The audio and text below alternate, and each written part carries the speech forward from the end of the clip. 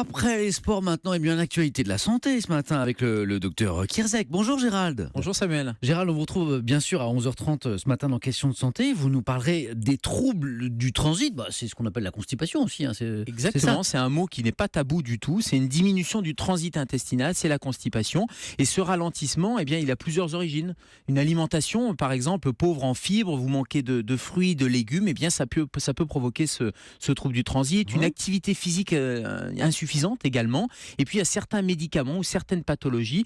Et c'est parfois compliqué, justement, quand on dit que c'est tabou. Même les patients chez le médecin, c'est parfois compliqué d'en parler, alors que c'est un symptôme comme un autre. Il ne faut pas. Trouble du transit, donc, est-ce que des complications peuvent être dangereuses pour notre santé ? Alors oui, il y a des complications, mais c'est surtout un inconfort au quotidien. C'est des ballonnements, c'est une qualité de vie qui va être un peu diminuée. Ça peut vraiment vous pourrir la vie. Et puis, il faut surtout aller chercher la cause. Et notamment, quand vous avez des alternances d'augmentation et de ralentissement du transit, ça peut s'intégrer dans ce qu'on appelle un trouble fonctionnel intestinal. C'est-à-dire que c'est fonctionnel, il n'y a pas de cause organique, il n'y a pas de maladie. Mais c'est toujours bien, notamment à partir de 50 ans, d'en parler à son médecin pour faire un certain nombre de tests et notamment un dépistage, parce que ça peut être un polype, ça peut être une pathologie qu'il conviendrait d'aller dépister. Et un de ces tests, c'est de faire l'hémoculte, c'est de la recherche de sang. Et votre médecin vous proposera ce test-là, surtout entre 50 et 74 ans. Et éventuellement, ça pourra aller jusqu'à la coloscopie. Et si tout est normal, à ce moment-là, on peut dire que c'est un trouble fonctionnel et on va vous donner des petits moyens pour en venir à bout. Et justement, Gérald, d'une manière générale, comment on les traite, ces troubles du transit ? Le premier traitement, c'est de modifier son régime alimentaire. Ce sont les règles hygiéno-diététiques. Si vous mangez